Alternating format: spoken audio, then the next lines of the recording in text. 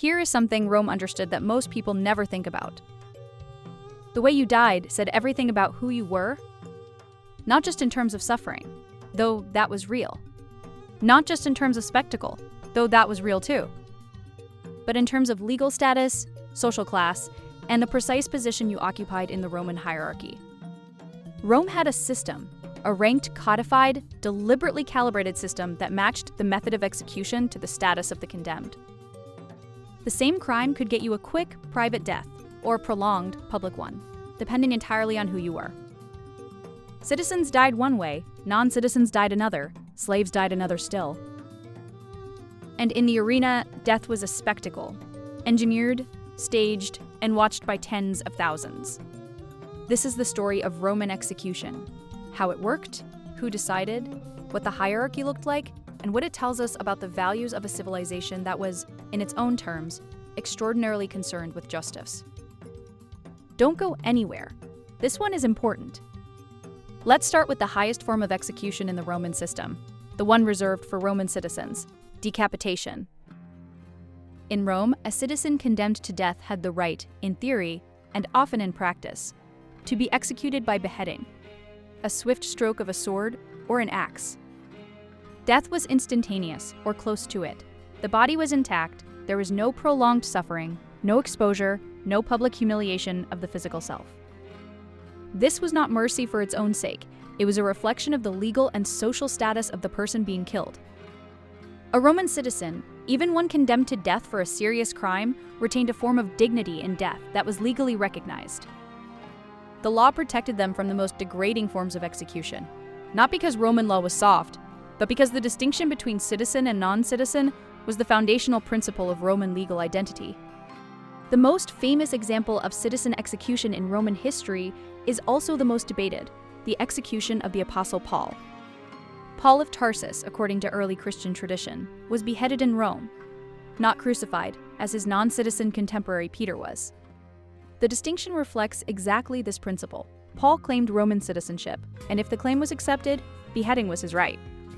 The legal right to a citizen's death, the ius gladii, the right of the sword, was something Romans took seriously.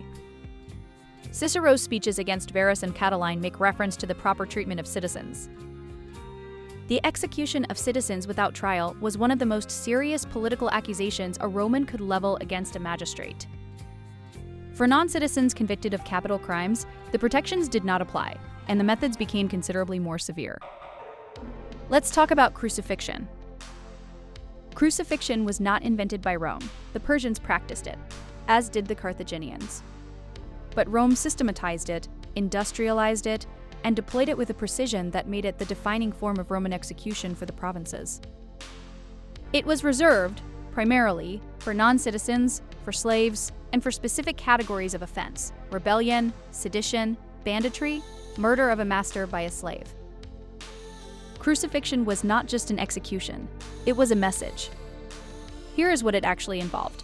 The condemned was first flogged, flagellatio, with a whip studded with bone or metal tips. This was severe enough to cause significant injury on its own, and sometimes death.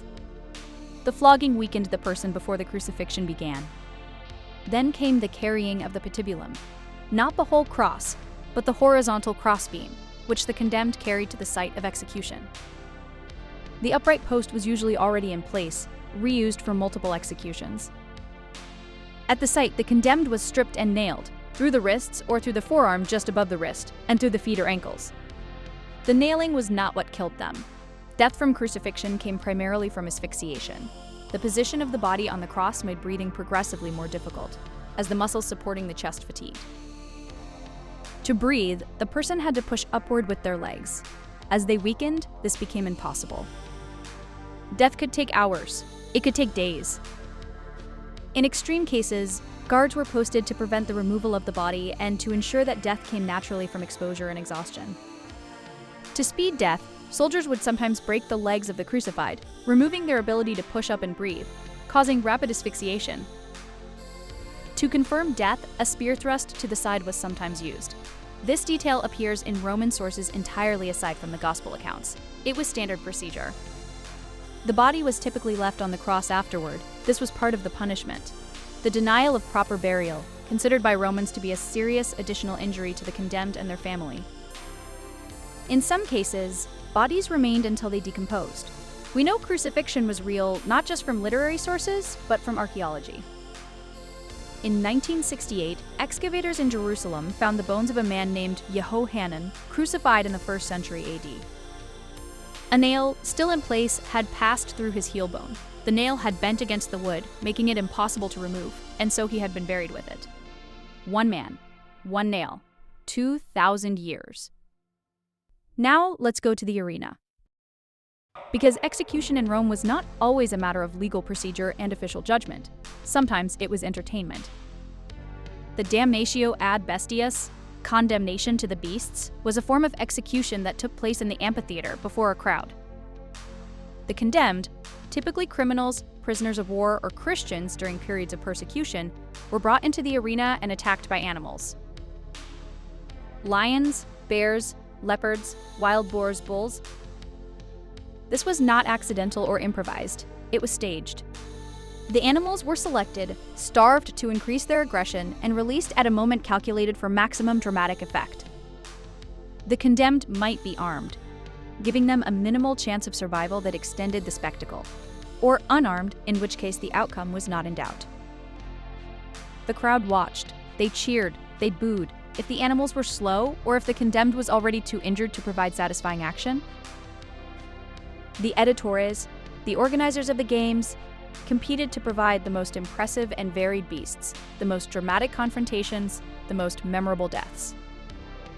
We should not sanitize this. Modern audiences sometimes imagine the arena through the lens of Hollywood spectacle. Gladiators as heroic figures, the crowd as an undifferentiated mass of bloodlust. The reality was more complicated and in some ways more disturbing.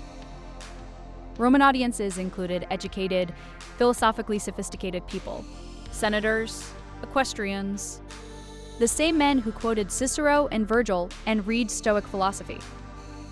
They watched people die in the arena, and they cheered. Some writers, Seneca, notably, expressed discomfort with the arena, argued that watching such things degraded the soul. But Seneca's discomfort was a minority view. The games were enormously popular across all social classes. There is a famous inscription from a small Roman town that records a local magistrate who gave the townspeople a day of arena games as a public gift. The crowd loved him for it. He was memorialized for his generosity. The gift was executions, and the people were grateful. There was another form of public execution that Romans considered particularly fitting for certain crimes: the Tarpeian Rock. On the Capitoline Hill in Rome, one face of the cliff dropped sharply. Estimates of the height range from about 25 to 80 feet. From this rock, condemned criminals were thrown. The method was used primarily for traitors, those who had betrayed Rome to enemies, who had committed sacrilege, or who had violated the fundamental obligations of Roman citizenship. The Tarpeian Rock had a mythological history. Tarpeia, a Roman woman said to have betrayed the Capitoline citadel to the Sabines in Rome's earliest legendary history, gave the cliff its name. The punishment was thus inscribed with Rome's founding mythology. To be thrown from this rock was to be condemned by Rome itself, in the deepest historical and symbolic sense. What made the Tarpeian Rock significant was its location. The Capitoline Hill was the religious heart of Rome, the site of Jupiter's temple, the place where triumphs culminated, the symbolic center of Roman power. To be executed there, thrown from that specific cliff, was to be rejected by Rome in the most complete possible way. Your death was not just punishment, it was expulsion from the Roman community at the level of the sacred. Let's talk about a punishment that occupies a unique position in Roman execution, one that was technically not execution at all, because the condemned did it themselves. Forced suicide? For members of the Roman elite, senators, equestrians, people of high status, facing condemnation on serious charges, forced suicide was sometimes offered as an alternative to formal execution. The condemned would be informed of the charges and the expected verdict and essentially invited to take their own life before sentence was formally passed. This served several purposes. It preserved the condemned person's property. A formal conviction for certain crimes meant confiscation of assets, but a suicide before conviction could sometimes protect the family's inheritance. It allowed the person to die with a degree of dignity and choice, and it spared the state the spectacle of publicly executing one of its own elite members. The method was typically opening the veins, cutting the wrists, sometimes the neck or inner arm, and bleeding out. This was slow. Philosophers who wrote about it, and several did, described the proper preparation: a warm bath to relax the blood vessels, a clear mind, perhaps a last conversation with friends. Seneca, who was ordered to kill himself by Nero and did so, described the process in letters that are among the strangest documents in Latin literature. Calm, rational, almost clinical in their description of a man watching himself die? The Stoic tradition, which valued reason over emotion and the inner life over external circumstance, offered a philosophical framework for suicide that made it, in specific circumstances, not just acceptable, but admirable. The ability to choose the moment and manner of your death was, in the Stoic view, the ultimate expression of the one freedom no tyrant could take from you. Cato the Younger, who killed himself rather than live under Julius Caesar's rule, became the great Stoic hero of Roman history. He stabbed himself, was found and his wound sutured by a doctor, and then reopened the wound himself with his bare hands. He died not quickly and not easily. Romans celebrated this as an act of transcendent dignity. The emperor's sword could take your life. It could not take your choice about how to meet it. What does all of this tell us? Roman execution was not random. It was not simply brutal. It was a mirror, precise and revealing, of what Roman society valued and how it organized itself. The citizen who died quickly by the sword, the slave who died slowly on a cross, the condemned who died in the arena for the entertainment of a crowd, the senator who chose the warm bath and the open vein. Each method encoded a social position. Each death said something specific about the person who died and the society that killed them. Rome was obsessed with hierarchy, with the precise ordering of human beings according to status, birth, citizenship, wealth, and role. Its execution system simply extended that obsession to its logical conclusion. In death, as in life, Romans knew exactly where you stood. The question that stays with you, that should stay with you, is not how they could do this. Every society in human history has executed people. Many have done it more brutally, with less procedural regularity, with less concern for the distinctions between categories of condemned. The question is, what does it mean that they thought about it this carefully? That they built a system, that they argued about it in law courts and philosophical treatises, that they had strong feelings about who deserved which kind of death. The careful organization of cruelty is, in some ways, more disturbing than casual cruelty. It suggests reflection. It suggests intention. It suggests that Rome knew exactly what it was doing. Subscribe to the channel if you want to keep going deeper into these questions. I don't promise comfortable answers, but I promise honest ones. Leave a comment below. Tell me which part of this you're still thinking about. The next video is right there. See you there.